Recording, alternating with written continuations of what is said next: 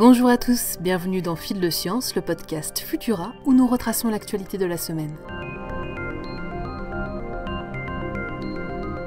Nous commençons cette semaine aux frontières de l'éthique avec une nouvelle expérience de la société Neuralink. Après un premier test de son implant cérébral chez une truie baptisée Gertrude, l'entreprise d'Elon Musk s'attaque cette fois-ci aux singes. D'après ses dernières annonces, l'implant permettrait aux primates de contrôler le déroulement d'une partie de Pong sur un écran devant lui. Si l'exploit, aussi controversé soit-il, est déjà impressionnant en soi, il n'est qu'une première étape dans le programme de développement de Neuralink. En effet, l'équipe a annoncé qu'en dépit des problématiques éthiques soulevées par ces expérimentations, celles-ci visent au développement d'interfaces patient-médecin toujours plus développées, avec un bénéfice pour l'humain dépassant le coût imposé aux animaux. Est-il pour autant bien nécessaire de faire jouer un singe au jeu d'arcade pour s'attirer les bonnes grâces du public ? Nous laisserons nos auditeurs en juger.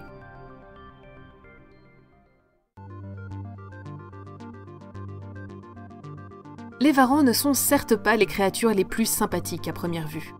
Et pourtant, il s'avère que ces gigantesques lézards d'1,40 m de long participent, bon an mal an, à la préservation des écosystèmes. En effet, en creusant les terriers destinés à accueillir leurs œufs, les varans construisent par là même un véritable complexe souterrain où se rencontrent des dizaines d'animaux.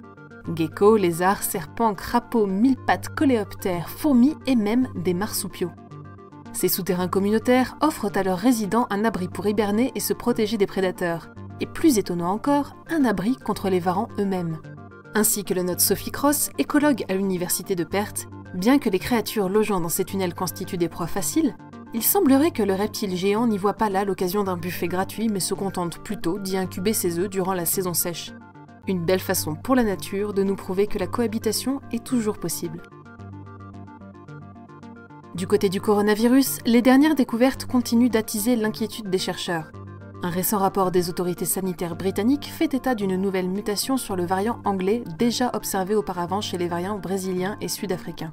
Ce constat porte le nombre de mutations de ce variant à 9 sur la seule protéine spike du virus, celle sur laquelle ont été modélisés plusieurs des traitements actuellement en circulation.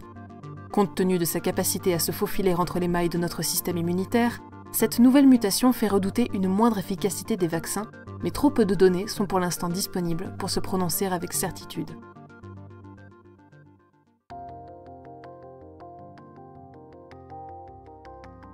De retour chez Elon Musk, SpaceX s'apprête à envoyer 4 touristes dans l'espace d'ici la fin de l'année.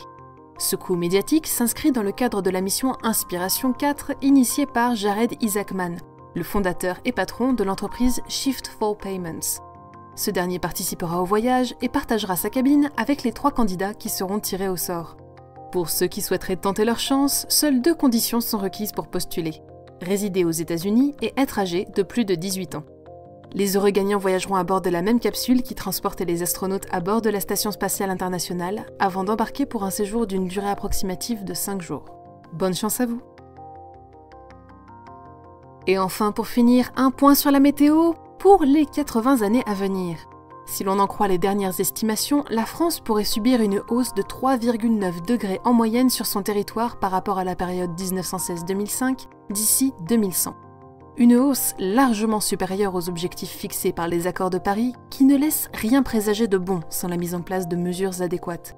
Selon les experts, une réduction rapide et drastique des émissions pourrait permettre, dans le scénario le plus optimiste, de stabiliser cette progression à environ 1 degré d'ici 2050. Faute d'une action immédiate, des conséquences climatiques inquiétantes seraient à déplorer pour notre pays qui s'inscrit pourtant au rang des bons élèves en termes d'énergie.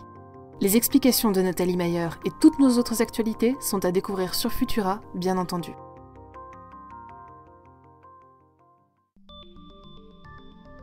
Pour ne rien manquer de l'actualité scientifique, rendez-vous sur les plateformes de diffusion pour vous abonner à Fil de Science. Nous vous invitons à découvrir notre nouvel épisode de Chasseurs de Sciences samedi à 11 h et notre podcast Bêtes de Science dédié à l'intelligence animale, fraîchement sorti des presses. Si cet épisode vous a plu, n'hésitez pas à nous laisser un commentaire et 5 étoiles sur vos applications audio préférées. On se retrouve vendredi prochain à 18 h 30 avec toujours plus de nouveautés scientifiques. Bon week-end à tous.